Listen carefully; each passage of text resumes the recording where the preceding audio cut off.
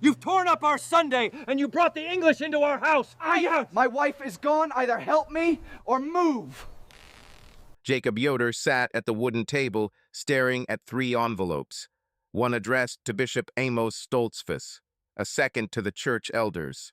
The third lay apart, unopened, with Liesel's handwriting on the front. Dusk gathered beyond the window. Sunday was drawing to a close. Jacob heard every breath he took, every beat of his heart. The wall clock ticked too loudly. He set his palms on the table. Soil was dark beneath his nails. His hands trembled, though he tried to keep them still. By his elbow lay a small button phone, his work phone, the only permitted link to the English world. Jacob never used it after sundown. He never touched it on a Sunday. Today was different. Footsteps rustled on the porch outside. The door opened without a knock, as is the Amish way. Salome Zook, the neighbor from the farm across the field, stood on the threshold. She wore a dark dress, a white cap framing her face. Her eyes were wide, alarmed. "Jacob," she said softly. "She didn't come to meeting." Jacob didn't raise his head. "I know." "Where is she?" "I don't know." Salome stepped inside and stopped a few paces from the table. "The horses came back without her. I saw them going past our yard. The buggy was empty. I thought maybe she'd stayed with Martha after service, but—" "No," Jacob cut in. "Her buggy is by the bridge." Silence thickened. Salome clasped her hands to her chest. "By the bridge?" Her voice shook. "Jacob, what happened?" "I don't know," he repeated. His voice was even, but each word came with effort. "I went there when the horses came home alone. The buggy's by Conestoga Creek. The basket's inside. Her shawl is on the seat. She isn't there." Don't scroll. The best part is next. Subscribe, hit like, and drop a comment. Salome moved closer. Now she could see the dirt beneath his nails, the wet tracks his boots had left on the floor, the tension in his shoulders. "Did you look?" "I did. Along the bank, under the bridge. I called for her." "And—" "Nothing." Salome covered her mouth with her hand. Her eyes filled with tears. "Lord have mercy. Maybe she fell. Maybe she needs help. Jacob, we need to gather folks. We need to search before it's completely dark." "It's already dark," Jacob said. "I was there for 2 hours. I searched everywhere." At last he lifted his eyes. Salome's face had gone pale. She saw something in his gaze, not fear, not despair, a kind of cold emptiness. "What are you going to do?" she whispered. Jacob took the phone into his hand. It felt heavy, alien, forbidden on a Sunday. He looked at it as if he were holding a snake. "No," Salome said sharply. "Jacob, no. You can't. That isn't our way." "She's gone, Salome." "Then gather the brothers. Let the bishop decide. Let the community help. But not the English police. Jacob, you know what happens if you call them." "I know. They'll come here. They'll ask questions. They'll search our homes. They don't understand our Ordnung. My wife is missing," Jacob said again, softer but firmer. "Her buggy is empty. Her cap ribbon is in the water. I don't know where she is. I don't know if she's alive." Salome stood motionless. In her eyes, fear wrestled with something else. Jacob knew what it was. She was the one who had come to him 2 weeks ago. The one who said she had seen Liesel by the phone booth at the crossroads. The one who told him about the strange van that picked up his wife in the morning when everyone thought she had gone to her sister's. Salome knew, and now she was ashamed. "Jacob," she began again, "Thank you for coming," he said. "Go home. It's late." She didn't move. "Forgive me," she whispered. "I didn't mean. I thought I was doing right when I told you. I thought you would talk to her, that you too would. Go, Salome." She nodded, wiped her eyes with the corner of her apron, and left. The door closed quietly. Jacob was alone again. He looked at the letters, at the one he had written to the bishop 3 days ago. All the proof, all the accounts he had managed to gather. He wanted to do everything properly. He wanted the church to decide. He wanted her to repent, to return to the faith, to the family, to him. Now those letters were useless. He took the third envelope. Unread. Liesel had left it on the dresser last evening while he was in the shop.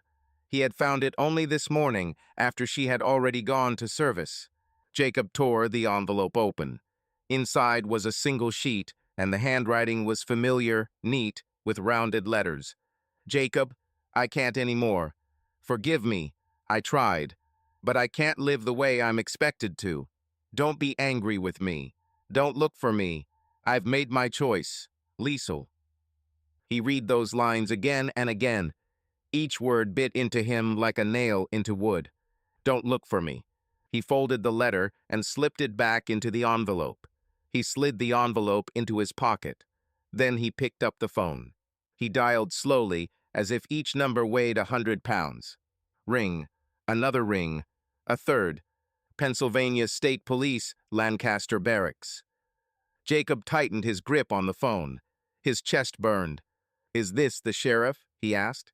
Dispatcher, how can I help you?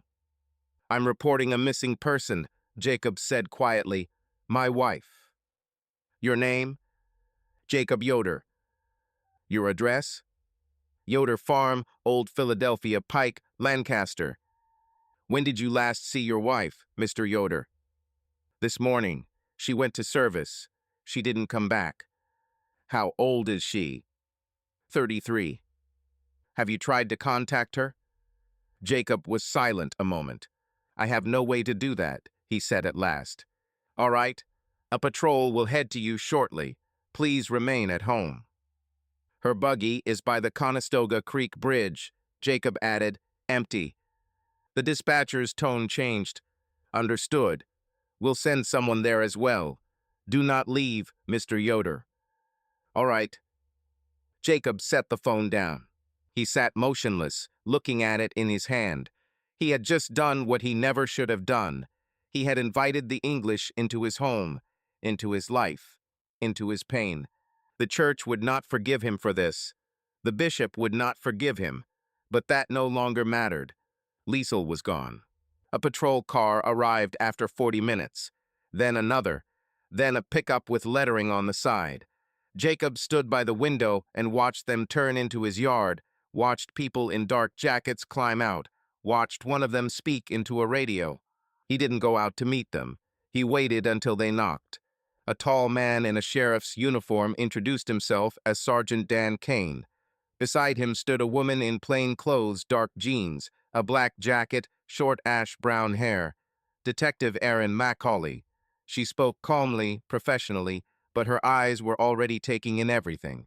Mr. Yoder, we'd like to see the place where you found your wife's buggy, she said.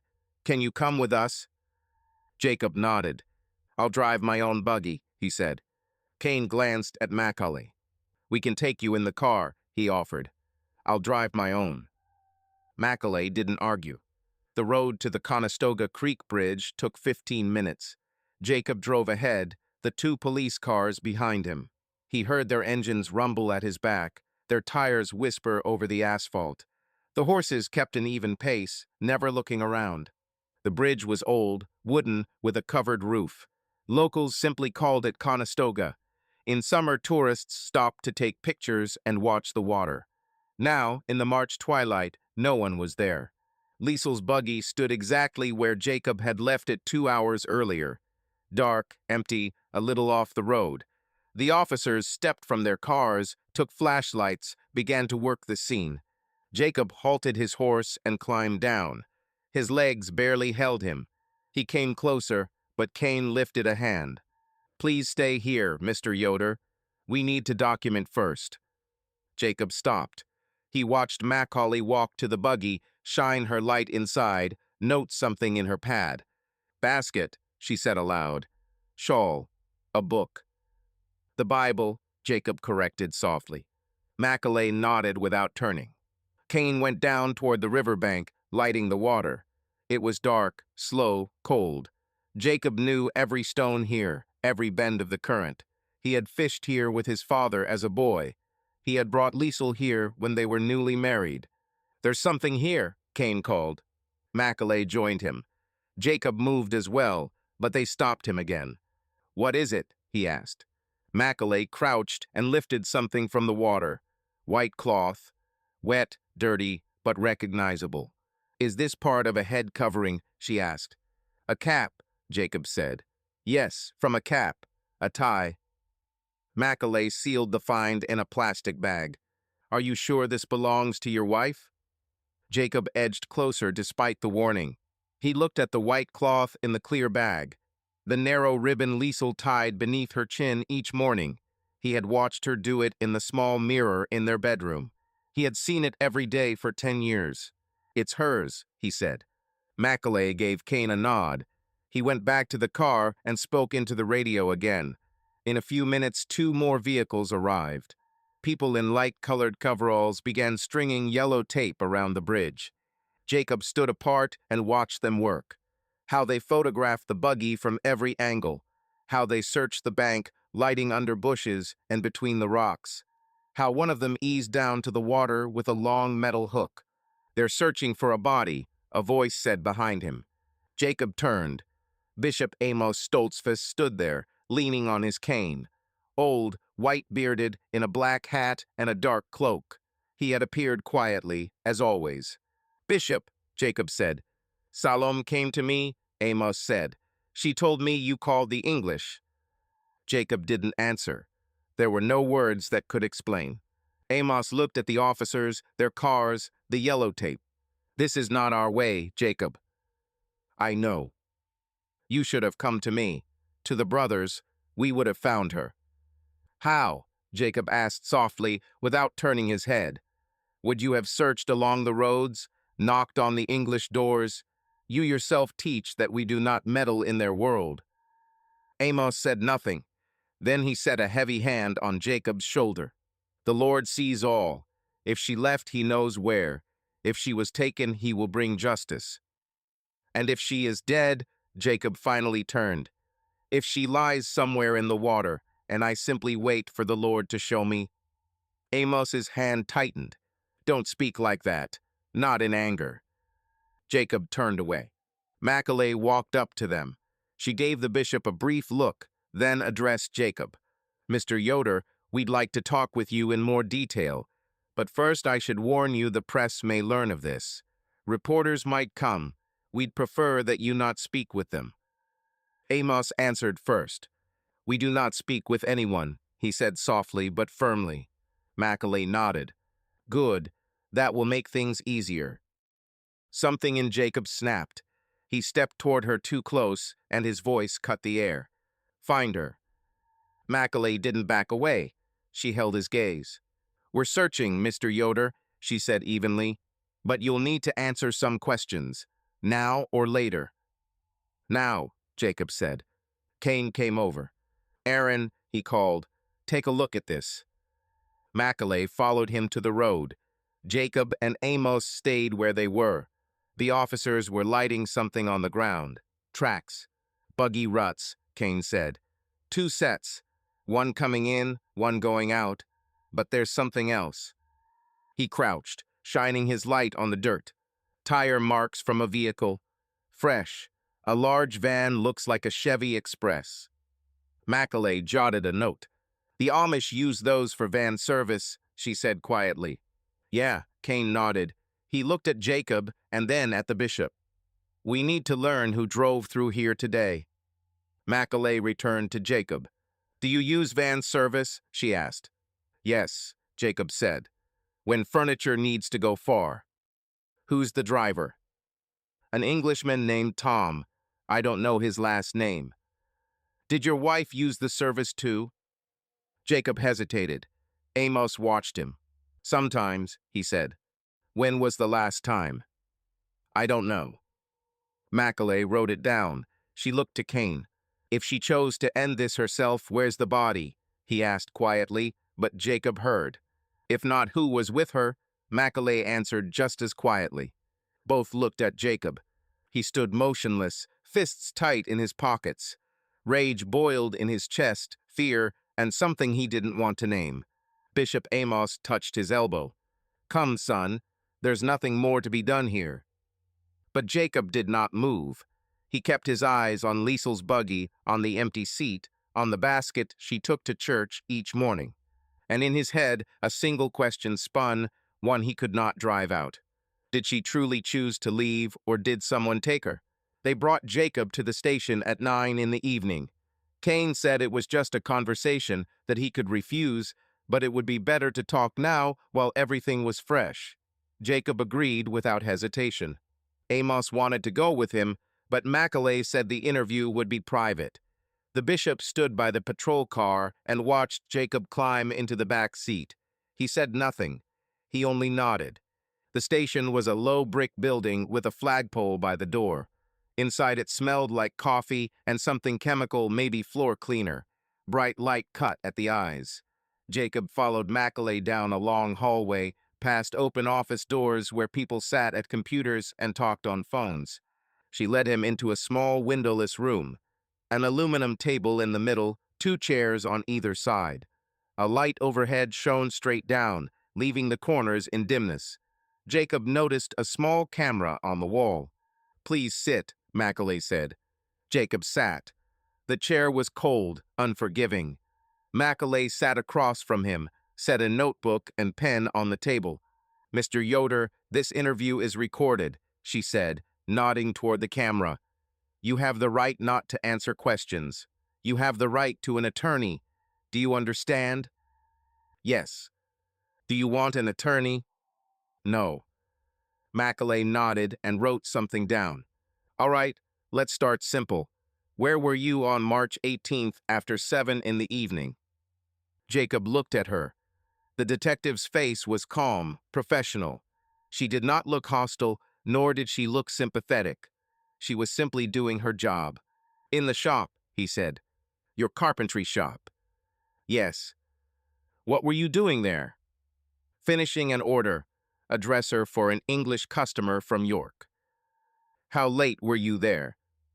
"Until 10:30, maybe a little later." Macaulay wrote. "Can anyone confirm that? Did someone see you there?" "Mose Lapp," Jacob said. "He was with me." "Who is Mose Lapp?" "A friend. We've known each other since childhood. He helps me sometimes in the shop." "Is he Amish?" "He was. Now he's Mennonite, lives in Pinecraft, Florida, but he comes up here every month." "When did he arrive this time?" "On Friday, the 17th. Macaulay looked up from her notes. "And he was with you the whole evening, from 7 to 11? "Yes." "You're sure?" "Yes." She wrote his name, underlined it twice. "We'll speak with him," she said. "Where can we find him?" "At my farm. He's staying in the guest room." Macaulay nodded. She turned a page. Jacob could see there were already words there, but he couldn't make out the handwriting. "Mr. Yoder," she began more slowly, "I need to ask you something personal. I know it may be difficult, but I need the truth." Jacob didn't answer. He waited. "Did you know your wife was seeing a man named Seth Miller?" Silence thickened. Jacob felt something tighten in his chest. He knew this question would come. He had prepared for it. But hearing it spoken aloud, in this cold room under that bright light, was different. He didn't answer at once. He looked at his hands folded on the table. Calluses, nicks, traces of sawdust under the nails. "Mr. Yoder," Macaulay prompted. "I knew," he said quietly. "How long have you known?" 2 weeks. "How did you learn?" Jacob raised his eyes. "A neighbor saw her by the phone booth, saw her riding with an English van. She came to me and told me." "The neighbor's name?" "Salom Zook." Macaulay wrote. "And what did you do when you learned this?" "I spoke with Liesel." "When?" "That same evening, after Salom left." "What did you say to her?" Jacob's hands tightened on the table. "I asked if it was true. She didn't deny it." "She admitted it?" "Yes." "What exactly did she say?" "That she loves him, that she wants to leave the community." Macaulay leaned forward. "How did you respond?" "I said it was a sin, that she was breaking the Ordnung, that she would go before the church. Did you threaten her? No. Did you shout? Push her? No. Mr. Yoder, I have to ask plainly, did you strike your wife? No. Macaulay studied his face for a long moment. Jacob didn't look away. And that didn't make you angry? She asked at last. Your wife betraying you with another man? Jacob felt his jaw tighten, his teeth pressed together on their own. It's a sin, he said evenly, but not mine. Macaulay leaned back. You're a religious man, Mr. Yoder. You believe in the Bible. The Bible has a commandment. Thou shalt not commit adultery. Your wife broke that commandment, and you're saying it didn't make you angry. Jacob kept silent. His throat burned. He wanted water, but he didn't ask. Mr. Yoder, she continued, most men in that situation would feel anger, pain, humiliation. That's normal.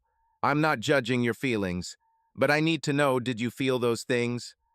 Jacob stared at the table. In the metal surface, he saw his reflection, blurred, distorted. I did, he said quietly. What exactly? All the things you named. And what did you do with that? I prayed. Macaulay wrote a few more lines. Then she lifted her eyes. Were you planning to bring this to the church? To your elders? Yes. When? On March 24th, at the next meeting. What was supposed to happen? A disciplinary hearing, possibly the ban. What is the ban? Excommunication, shunning by the community. And you wanted that? Jacob clenched his fists beneath the table. I wanted her to repent, to return to the faith, to the family. To you? He didn't answer. Macaulay leaned in again. Mr. Yoder, your wife left you a note. You read it. Jacob nodded. Yes. That she was leaving, that she couldn't live as expected. Did she write that you shouldn't look for her? Yes. But you did look. Yes. Why? Jacob raised his eyes. For the first time in the interview, his voice trembled slightly. Because she is my wife, I made a vow before God, even if she broke hers. Macaulay held his gaze. Jacob could see her thinking, weighing each word. Seth Miller, she said. What do you know about him? An Englishman, owns a warehouse, buys furniture. Do you sell to him? Yes, for the past 2 years. How often do you see him? Once a month, maybe twice. He drives out, looks over the pieces, picks them up. When did you last see him? A week ago, on March 9th. Did you speak to him about your wife? No. Why not? It isn't my place to speak to him.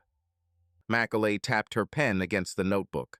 Mr. Yoder, I need to tell you something.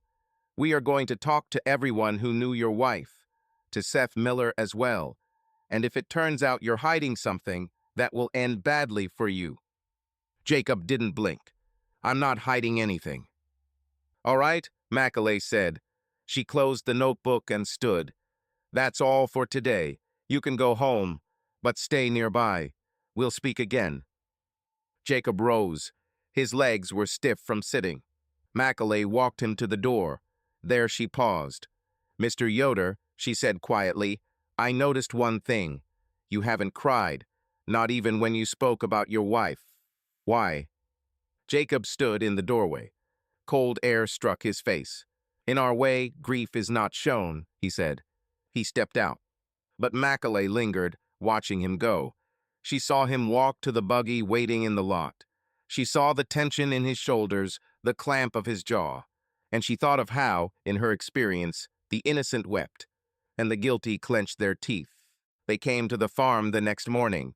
3 patrol cars, a crime scene van, and a gray, unmarked sedan. Jacob stood by the shop and watched them rattle up his dirt lane, kicking dust. Macaulay got out first.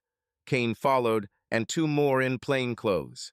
Mr. Yoder, she said as she approached, we have a warrant to search your residence and outbuildings. She handed him a paper. Jacob looked over the printed lines, the seal, the judge's signature. He understood none of it, but he knew there was no use objecting. "Do what you must," he said. Macaulay nodded to the team behind her. They headed for the house. Jacob went after them. Mose stepped onto the porch, saw the police, and halted. "What's happening?" he asked. "A search," Jacob answered curtly. Mose came down the steps. He was a few years younger than Jacob, broad-shouldered, with a dark beard and green eyes. Dressed in the Mennonite way, simpler than the Amish, but not like the English. Jeans, a plain shirt, a dark vest. "Do they think you did something?" he whispered. "I don't know what they think." Macaulay turned toward them. "Mr. Lapp," she addressed Mose. "Yes. We'll need to ask you some questions as well. But later. For now, please stay here." She went into the house. Jacob and Mose stood in the yard and watched the officers move from room to room, open cupboards, lift mattresses, look beneath the floorboards. An hour later, a crime scene tech came out carrying a large black case. He set it by the car, opened it, pulled out a camera. He began photographing everything: the house, the barn, the shop, even the chicken coop. Another officer brought a dog. A German shepherd, big, with a dark muzzle. It nosed the ground, pulled the handler toward the barn, the pantry, the little stream behind the garden. "What are they looking for?" Mose asked softly. "A body," Jacob answered just as softly. Mose turned pale. By noon, neighbors began to gather at the edge of the yard. First Salome with her husband Daniel, then Jonas Stoltzfus with his boy, then Rebecca King with her daughter. They stood beyond the fence, not coming in, just watching. Jacob felt their eyes. He heard the whisper of their voices. He didn't need to go closer to know what they were saying. Bishop Amos arrived last. He stepped into the yard without hesitation, leaning on his cane. He came to Jacob. "Son," he said, "what have they found?" "Nothing," Jacob said. "They will not find," he said firmly, "because there is nothing to find." Macaulay came out of the house and walked over. "Mr. Yoder, we need access to your shop." "It's open," Jacob said. "Did you work there last night?" "Yes." "Has anyone else been inside since you?" Jacob looked to Mose. "I went in this morning," Mose said. "I grabbed a plane I'd forgotten the night before." Macaulay wrote, "About what time?" "Around 6. It wasn't light yet." "Did you see Mr. Yoder?" "No, he was still asleep." Macaulay nodded and headed for the shop, 2 crime scene techs with cases in tow. Amos set a hand on Jacob's shoulder. "The truth always comes to light," he said. "The Lord sees all." Jacob turned to him. "What if people don't want the truth? What if they only want someone to blame?" Amos studied him. "Are you innocent?" "Yes." "Then the Lord will protect you." Jacob looked away. He wanted to believe that, but something inside him was no longer sure. The search went on until evening. They turned over everything: the house, the barn, the pantry, the shop. The dog sniffed every corner, every patch of ground. They even checked beneath the barn floor, breaking up an old bit of concrete in the corner where a vegetable pit had once been. Nothing. But near sundown, as the light was slipping behind the trees, an officer called Macaulay over to the van parked by the road. It was a white Chevy Express with Amish Transport Service painted on the side. The driver, Tom, stood nearby, smoking nervously. Jacob watched Macaulay walk to the van, look inside, say something to a tech. The tech took out tweezers and a clear evidence bag. A minute later, Macaulay came to Jacob. "Mr. Yoder, did your wife use this van?" "Sometimes," Jacob said. "When was the last time?" Jacob thought. "I don't know exactly. A week ago, maybe 2. "Where was she going?" "To her sister's in Bird in Hand." Macaulay held up the bag. Inside was a single long, pale hair. "We found this in the cargo area," she said. "It looks like your wife's. We'll take a sample for DNA if you don't object." "I don't," Jacob said. But his heart pounded. He knew what this meant. He knew what the police would think. That Liesel had been in that van. perhaps on her last day, perhaps on the very day she vanished. Macaulay went back to the car. Kane joined her. They spoke quietly, but Jacob saw Kane nod, saw him look Jacob's way. Beyond the fence, the neighbors still stood. There were more now. Jacob recognized faces: Jonas, Rebecca, Daniel, Sarah King, Aaron Beller. They looked at him without a word. Then Sarah whispered something to Rebecca. Rebecca nodded. They both looked at Jacob, and in their eyes he saw not sympathy. He saw doubt. Salome stood apart, arms folded. When their eyes met, she turned away quickly. Jacob went to Mose. "They're starting to think I did this," he said softly. Mose didn't deny it. "What did Macaulay ask you when she questioned you?" "She asked if I was with you that night, if it was truly from 7 until 11. "And what did you say?" "The truth, that I was." Jacob nodded. "But she didn't believe me," Mose added quietly. "I saw it in her face. She thinks I'm saying it because we're friends."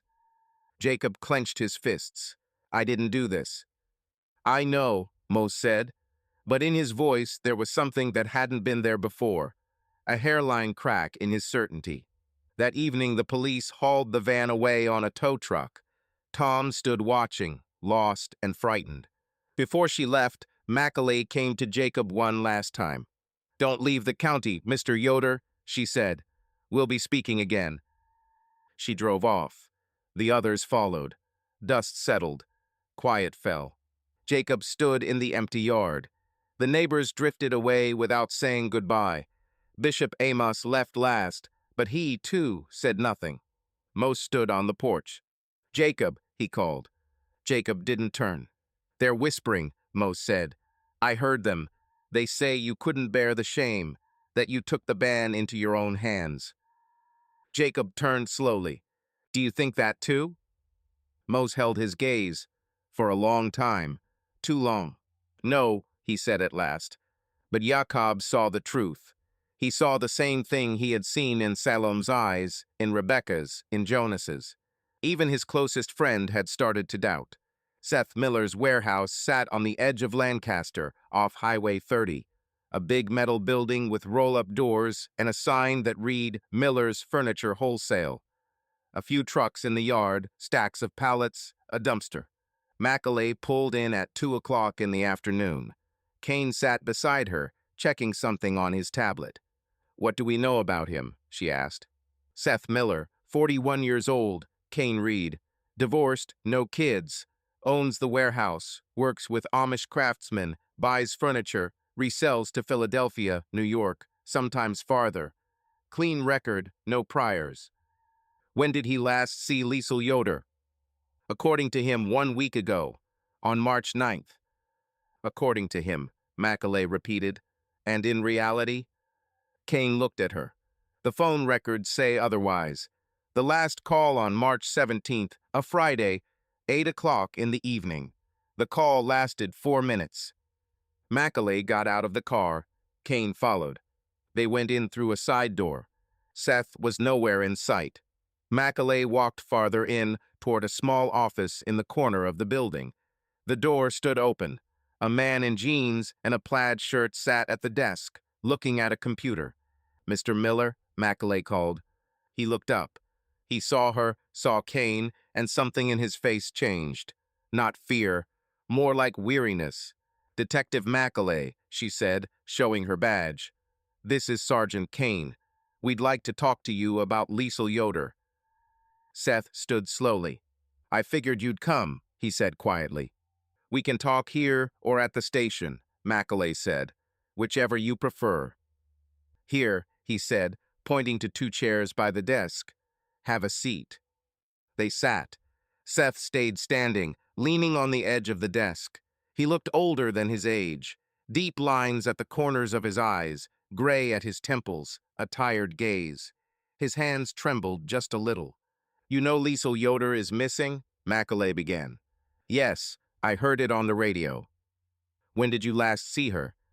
Seth stared past her at nothing. "March 9th, a week ago." "Are you sure?" "Yes." Macaulay took out her phone and showed him the screen with the call log. The phone records show you called her on March 17th, on a Friday, at 8 in the evening. Seth closed his eyes. Yes, he said after a pause. I called, but I didn't see her. What did you talk about? She wanted to meet. I told her I couldn't. Why not? At last Seth looked at her.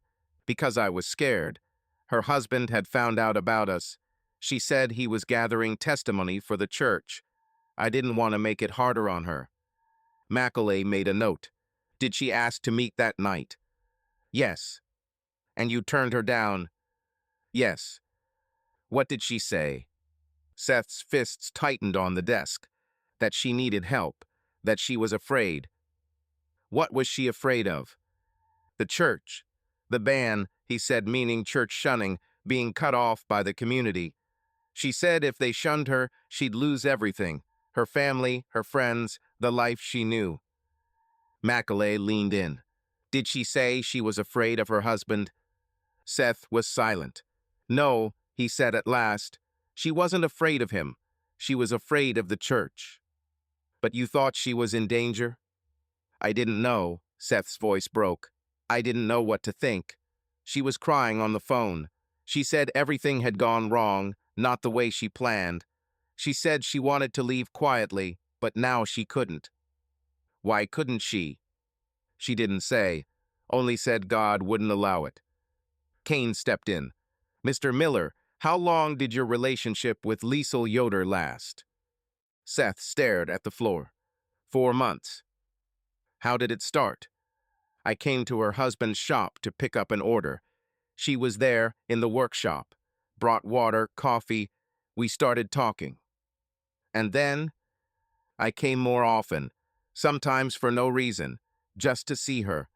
Then I gave her my number. Told her if she ever needed to talk, she could call. Did she call? Yes, at first rarely, then more often. What did you talk about? Seth raised his eyes. How she felt trapped. How she wanted more than the life she'd been given. How she loved music, movies, books, but couldn't have them. How the marriage hadn't been her choice. She said that the marriage wasn't her choice? Yes, they married them young. He was older, steady, proper. She didn't object because she couldn't. But she never loved him. Macaulay wrote, Did you love her, Mr. Miller? Seth held his breath, then nodded. Yes. And did she love you? She said she did. Were you planning to leave together, start a new life? Seth rubbed his face with both hands. I wanted to. I told her I could help, that she could leave the community and start over. I was willing to wait as long as it took. Did you give her money? Seth hesitated. Yes. How much? 50,000. Macaulay and Kane exchanged a look. $50,000, Macaulay clarified. Yes, cash. Over 2 months. In small amounts so no one would notice. Why did she ask for that much? For a new life. To rent a place, buy clothes, have something to start with. She didn't own anything herself. Everything was shared with her husband. Kane stood, paced the office. Mr. Miller, where were you on March 18th after 7 in the evening? Seth stiffened. Driving to York. To a supplier. Can anyone confirm that? No, I was alone. Kane stopped. We checked the highway cameras. Your car did not pass the checkpoint near York that night. Seth went pale. I might be wrong about the date. Might be? Kane stepped closer. The woman you say you love disappears that very night. You can't confirm your alibi, and you might be wrong. Seth clutched the desk like he was afraid he'd fall. I didn't do anything to hurt her. Then where were you? Macaulay asked, firm. Seth was silent. His lips trembled. At last he said, I drove to the bridge. Which bridge? Conestoga Creek, the one where they found her buggy. The silence turned heavy.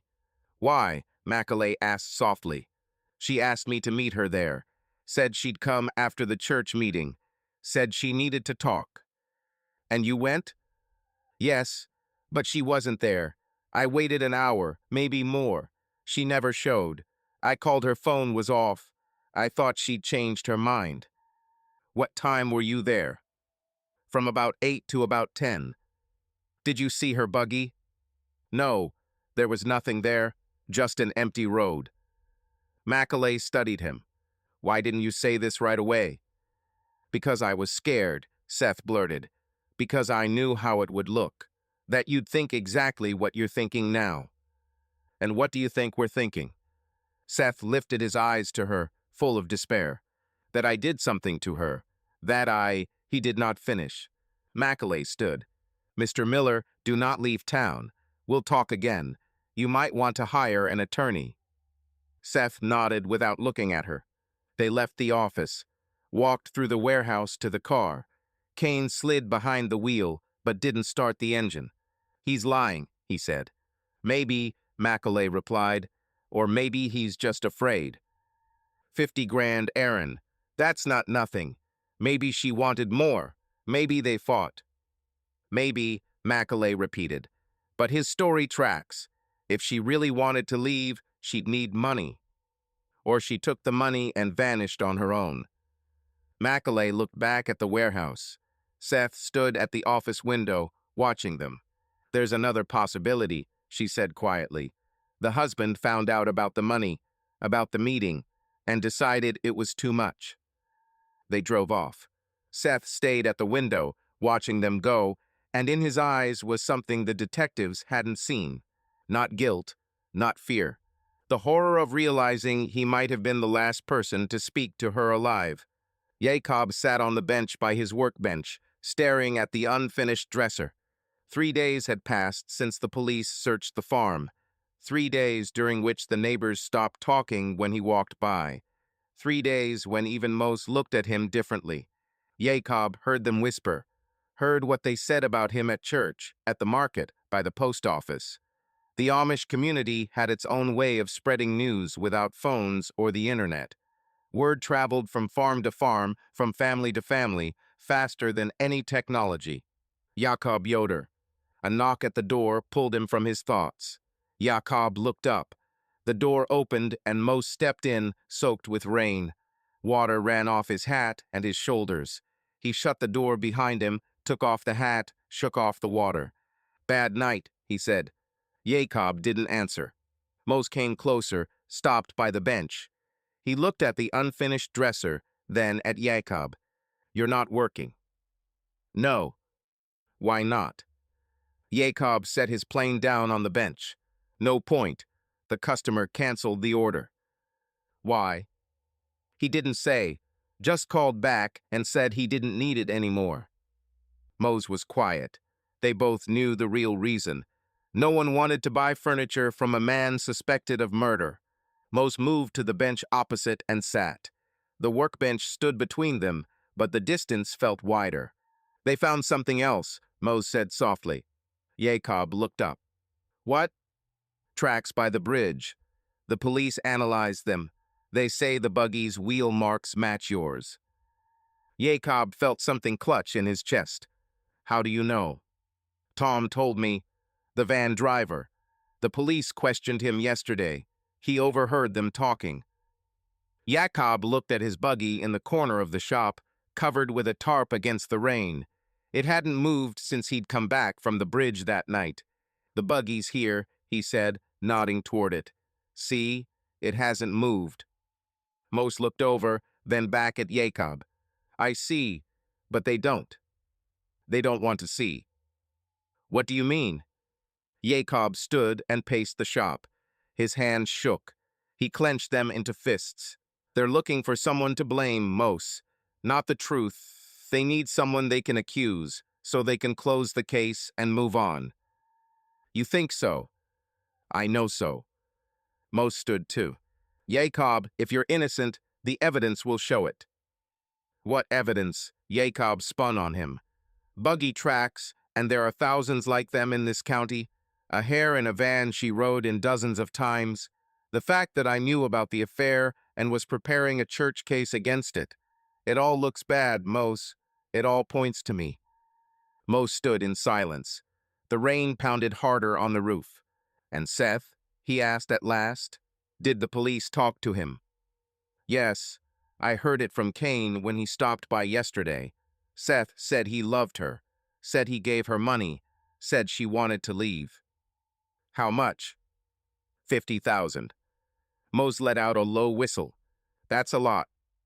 "Yes, but she had even more." "Where would she get that kind of money?" Jacob returned to the bench, leaning on it with both hands.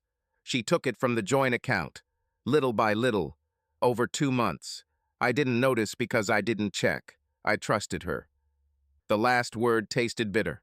Mose stepped closer. "Jacob, I have to ask. You truly didn't know how much she was taking?" Jacob turned slowly. "You don't believe me?" "I do. I'm just trying to see it the way the police do. They think I found out about the money, that I got angry, that I killed her and hid the body. And that's not true." The silence became deafening. Jacob looked at Mose, and something in his gaze shifted. "You're really asking me that?" Mose didn't look away. "Yes." Jacob took a step back. He felt the ground move under him. "You're my best friend, Mose. We've known each other for 30 years. Do you honestly think I could do something like that?" Mose stayed quiet for too long. "I don't know what to think," he said at last. "I see the man I've known all my life, but I also see a man whose wife cheated, took money, was preparing to leave, and now she's gone, and all the signs point to you." Jacob felt something crack inside him. "Get out," he said softly. "Jacob, get out of my shop." Mose didn't move. He looked at him with something that might have been regret or doubt. "I want to believe you," he said, "but you're not giving me anything to believe in. You're silent. You hide, even from me." "Because there's nothing to say," Jacob's voice broke. "I didn't do anything. I don't know where she is. I don't know if she's alive or dead. What else do you want to hear?" Mose stepped closer. "The truth, all of it, not just what you're willing to tell the police." Jacob looked at him, and suddenly he understood. He understood that even Mose, the closest person he had, no longer fully believed him. "You wouldn't tell me if you did it, would you?" Mose asked quietly. Jacob felt pain spread through his chest, sharp and merciless. "And would you believe me if I said no?" Mose didn't answer. He didn't have to. The answer was in his eyes, in the way he stood, ready to step back, ready to go. "I thought I would," Mose said at last, "but now I don't know." He walked to the door, picked up his hat and put it on, turned back one last time. "If you need help, Jacob, you know where to find me, but I can't help you if you won't trust me." He left. The door shut behind him with a dull thud. Jacob was alone. They came at dawn. Jacob woke to the sound of cars in the yard. It was not yet 6. The sun had only begun to rise, the sky gray and cold. He went to the window and looked down. 3 patrol cars. Macaulay climbed out of one, Kane from another. 4 uniformed officers behind them. Jacob dressed slowly. Dark trousers, a plain blue shirt, suspenders. He didn't hurry. He knew why they had come. When he came downstairs, they were already on the porch. Macaulay knocked. Jacob opened the door. "Mr. Yoder," she said, her voice empty of emotion, purely professional. "I have a warrant for your arrest." She held out a paper. Jacob took it, looked at the seal, the judge's signature. The words blurred before his eyes. "Jacob Yoder, you are under arrest on suspicion of the murder of Liesel Yoder," Macaulay went on. "You have the right to remain silent. Anything you say can and will be used against you in a court of law. You have the right to an attorney. If you cannot afford one, one will be appointed for you. Do you understand these rights?" Jacob nodded. "I need you to say it out loud, Mr. Yoder." "I understand," he said quietly. Kane stepped forward with the handcuffs. "Turn around, please, and put your hands behind your back." Jacob did as he was told. He felt the cold metal close on his wrists. He felt his freedom vanish with each click of the lock. They led him to the car. Jakob walked slowly, head up. He didn't look down. He didn't hide. Neighbors had already gathered on the road by the farm. Jakob saw them through the early mist. Salome stood with her husband Daniel, Jonas Stoltzfus with his wife, Aaron Beller, Rebecca King with her children. They watched in silence. No one came forward to help. No one spoke a word in his defense. Jakob met Salome's eyes. She looked away. Bishop Amos stood apart, leaning on a cane. As they led Jakob past, the old man crossed himself and whispered, "The Lord knows." Jakob didn't answer. They put him in the back seat of the patrol car. Macaulay got in up front, cane behind the wheel. The door closed with a heavy thump. The car pulled away. Jakob watched his farm recede in the window. Watched the neighbors stand motionless, staring after him. Watched the bishop turn slowly and walk away. At the station, they led him down a long hallway to the processing room. They took off the cuffs, photographed him, took his fingerprints. An officer wrote down his name, address, date of birth, asked if he had chronic illnesses, allergies, if he was taking any medication. Then they took him farther to a holding cell. A small room with a concrete bench, a toilet without a seat, metal bars instead of a door. Empty, cold, sharp, with the smell of disinfectant. "Your attorney will come after lunch," the guard said, locking the bars. After lunch, or what passed for lunch, a man in a dark suit with a briefcase walked up to the cell. Tall, lean, glasses, reddish hair going gray at the temples. "Mr. Yoder," he said, "I'm John Haley. The court appointed me to represent you." The guard opened the bars, let him in, locked them again. Haley sat on the bench beside Jakob, set the briefcase between himself and the wall. "I've been representing defendants in Lancaster County for 15 years, he began. "I have experience with tough cases, but I need to tell you right away, this is going to be hard." Jakob looked at him. "Why?" "Because the prosecutor has motive, circumstances, and some evidence. There's no body, which is good for you, but there's enough to charge. And in no-body cases, juries often go with their emotions." Haley took out a notepad and a pen.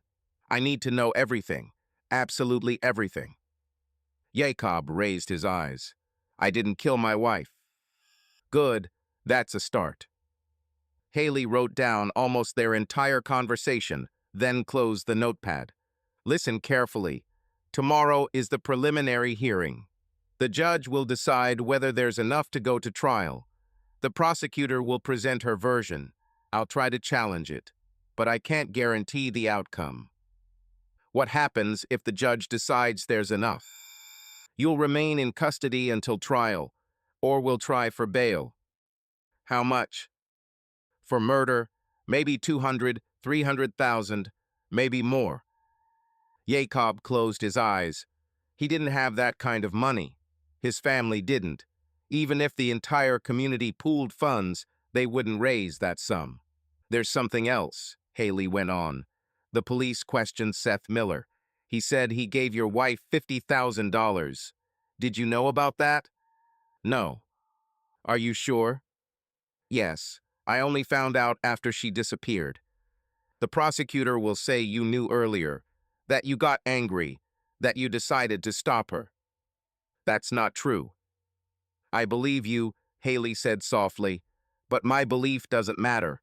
What matters is what a jury believes." Haley called the guard. The bars opened. He stepped out. Jakob was alone again. 9 months later. He had spent 8 of them on house arrest at the farm, wearing an ankle monitor. 2 months at the county jail, while his attorney fought to change the conditions. The community raised money for bail, $50,000. Not everyone wanted to give, but Bishop Amos insisted. In that time, Jakob had aged 10 years. His beard had gone gray. His face looked gaunt. There was something empty in his eyes. The orders had stopped. The farm was failing. Fields lay untilled. The livestock was sold. Only the shop remained, but Jakob hardly entered it. No point in making furniture no one would buy. Mose had gone back to Florida after the arrest. He hadn't said goodbye. He had just left. And now, 9 months after Liesel disappeared, Jakob sat in the Lancaster County Courthouse waiting for a verdict. The room was full. Reporters in the front rows, cameras waiting by the exit cameras, not allowed inside but ready outside. The case of the Commonwealth of Pennsylvania v. Jakob Yoder had drawn attention. An Amish man accused of murder with no body. An affair, money, vanished traces. The story had everything for a sensation. Jakob sat at the defense table beside John Haley. He wore a dark suit the attorney had brought for court. Jakob had refused at first. Amish are not supposed to wear English clothes. But Haley insisted. The jurors need to see a person, not a stereotype, he said. Behind Jakob, in the gallery, a few Amish sat. Bishop Amos, Daniel with his wife, Jonas Stoltzfus. They hadn't come to support him. They had come because that was what one did. Because the community had to be present, even when one of their own fell. The prosecutor, a woman in her 50s with short gray hair and cool eyes, stood first. "Your Honor, ladies and gentlemen of the jury," she began, turning to the room. Witness Seth Miller testified that he gave Liesel Yoder $50,000 for a new life. Bank records confirmed that she withdrew another $70,000 from the joint account. She was preparing to leave, and the defendant could not bear the humiliation. Objection, Haley rose. The prosecutor is speculating about motive without evidence. The judge, an older man with white eyebrows and a stern face, nodded. Sustained. Counselor, stick to the facts. The prosecutor didn't back off. The facts are these, Your Honor. Liesel Yoder vanished. Her belongings were found by the bridge. Part of her clothing in the water. She has not appeared even once in 9 months. No use of bank cards, no contact with her family. A woman who had $120,000 and a plan for a new life simply disappeared. Someone stopped her, and the most likely person is her husband. She sat. Haley stood. He looked tired but determined. Your Honor, ladies and gentlemen of the jury, he began calmly, the prosecutor just gave you a theory, not facts, a theory, because in this case, facts are missing. He walked toward the jury box. There is no body. After 9 months of intense searching, the police have not found a body. There is no weapon, no crime scene, no eyewitnesses, no direct evidence that Liesel Yoder is dead, much less that my client had anything to do with her death. Haley lifted a hand and counted off on his fingers. Buggy tracks by the bridge.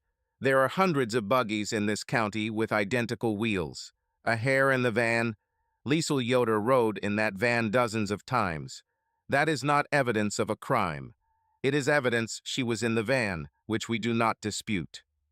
He turned to Jakob and gestured toward him. My client knew about the affair. That is true. But knowledge of a sin does not make a man a killer. He was preparing a church proceeding, which is a lawful and accepted way to handle conflict in the Amish community. He did not threaten. He did not attack. He did not use violence. Haley returned to counsel table, picked up a paper. Moreover, the GPS logs of the van driver, Tom Bennett, confirmed that at the critical time between 7 and 10 in the evening on March 18th, the van was 40 miles from the Conestoga Creek Bridge. Witness Moses Lapp confirmed that Jakob Yoder was with him in the shop that evening. The tire treads are far too common in this county to identify a specific vehicle. He set the paper down and looked at the jurors.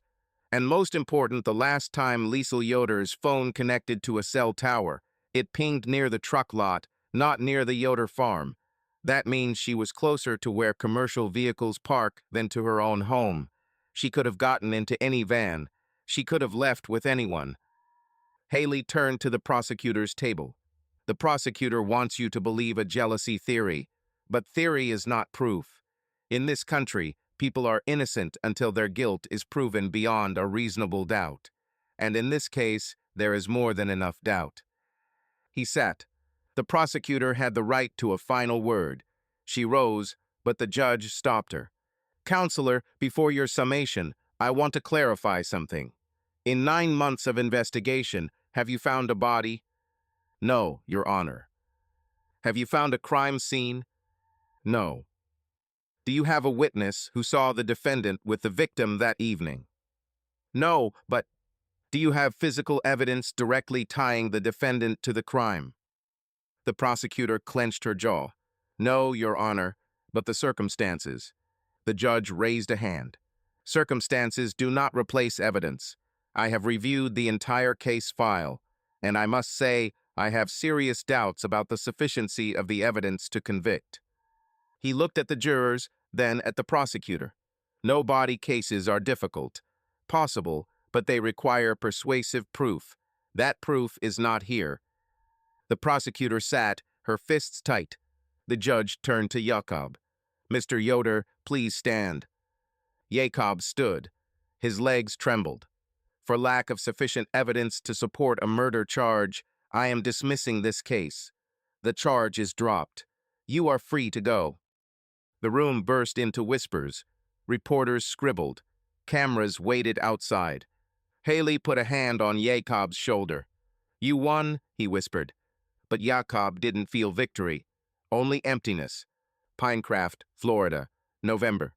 The heat here was different, wet, thick, with a hint of salt from the Gulf of Mexico.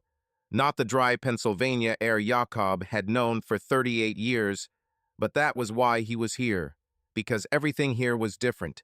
Mose had helped him get a place in a woodworking co-op run by a Mennonite congregation. A small shop on the edge of Sarasota where 6 men built furniture for local stores. They didn't ask about the past. Didn't ask why an Amish man from Lancaster had ended up here. They just gave him work. Jakob had arrived 3 months after the case was dismissed. He hadn't said goodbye to the community.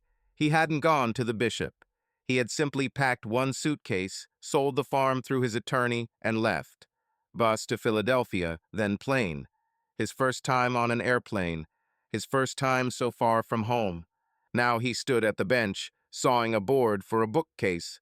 The saw moved straight and smooth. The wood smelled fresh and piney. His hands did the work automatically. His mind was somewhere else.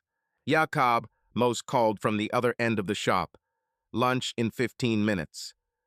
Jakob nodded without looking up. Mose came closer. He had worked here for 5 years. Everybody knew him. He was respected. When Jakob arrived, Mose hadn't asked anything. He had just hugged him and said, "It's good you're here." "How's the bookcase?" Mose asked, looking at the work. "It'll be done by evening." "Good. The customer is coming in the morning." Mose stood a moment longer, then went back to his bench. They hardly talked about Lancaster, about Liesel, about court. Once on the first evening after Jakob arrived, Mose had asked, "Do you truly not know where she is?" "No," Jakob said. "And what do you feel?" Jakob thought for a long time. "Nothing," he said finally.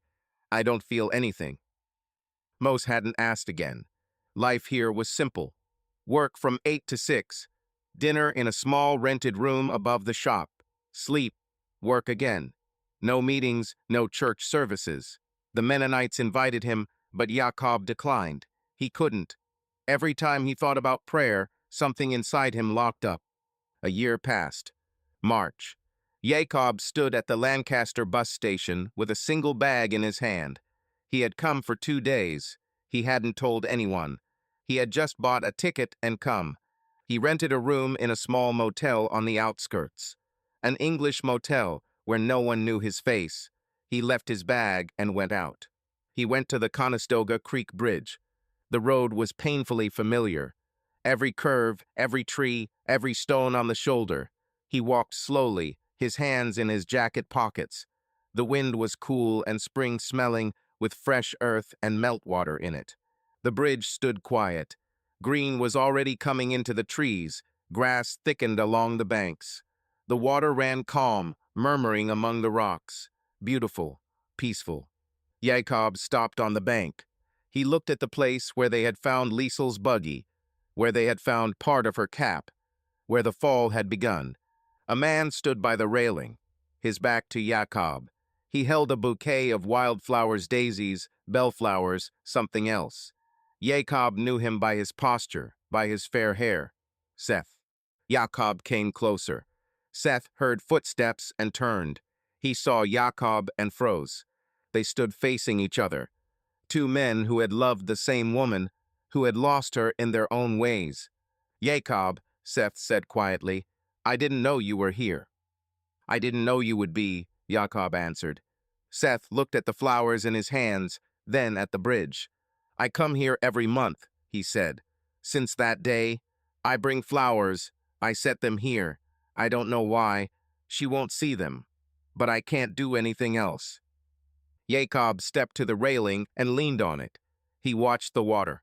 She's gone, and I see her everywhere, Seth went on. In the store, on the street, even in my sleep. Every woman with fair hair, every distant figure. I turn, I look, and it's never her. I know, Jakob said. Seth laid the flowers on the railing. The police closed the case. Detective Macaulay told me maybe she just left. That it happens. People disappear, start new lives. He turned to Jakob. Do you think she's alive? Jakob was silent for a long time. His hand went unconsciously to his pocket, where the letter lay. He had carried it with him all year. He had never let it go. He had never shown it to anyone. I don't know, he said at last. Seth watched him closely. If she were alive, Seth began quietly, what would you do? Jakob turned to him. What do you mean?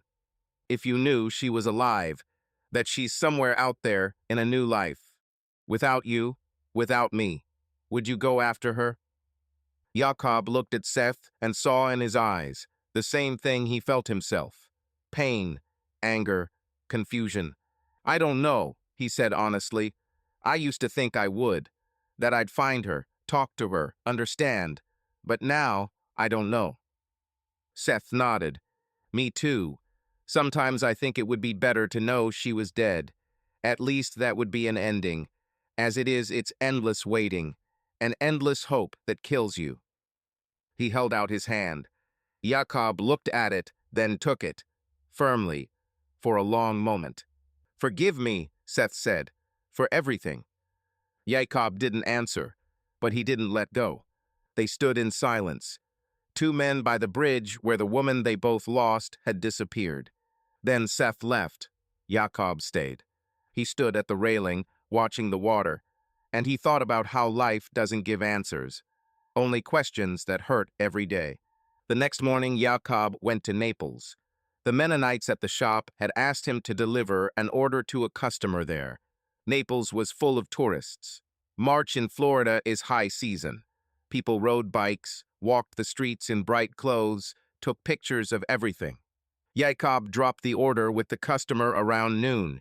He had a few hours before the bus back. He decided to walk. He went to the market on Fifth Avenue. He walked slowly between the stalls, not looking for anything in particular, just walking. And then he saw her. A woman stood by a fruit stand. A simple light dress to the knee, not Amish, but modest. Fair hair tied back in a ponytail. She held an apple in her hand, studying it.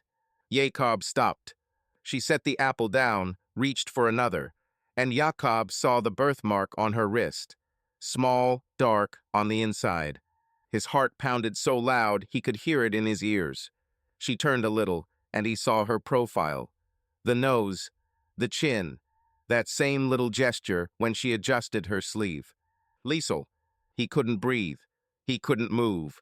He stood in the middle of the crowd, staring at her, and the world around him stopped. She didn't see him. She paid for the apples and picked up a bag. She turned, and their eyes met. For a second, maybe two. Her eyes widened. Her mouth opened. Something flashed across her face, fear, pain, guilt, all at once.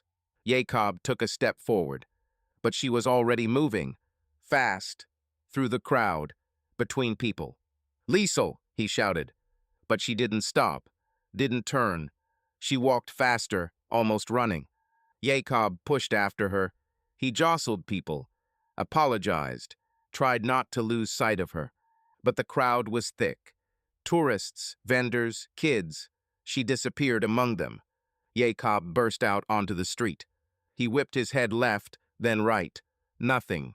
Only unfamiliar faces, unfamiliar bodies. She was gone. He stood in the middle of the street, breathing hard. People flowed around him, not paying attention. She was alive. He had seen her, with his own eyes, alive and well, living a new life. Jacob walked slowly to a bench by the curb and sat. He could have kept running. He could have searched. He could have found her, stopped her, demanded answers. But he didn't, because he understood. She had chosen to leave, chosen a new life. And that look they had exchanged said everything that needed saying. She would not come back. All he had left was pain and the certainty that sometimes love means letting go, even when it tears you to pieces. Subscribe to our channel so you don't miss out, because this is nothing compared to what's coming next. If you're under 18, do not even think about clicking next.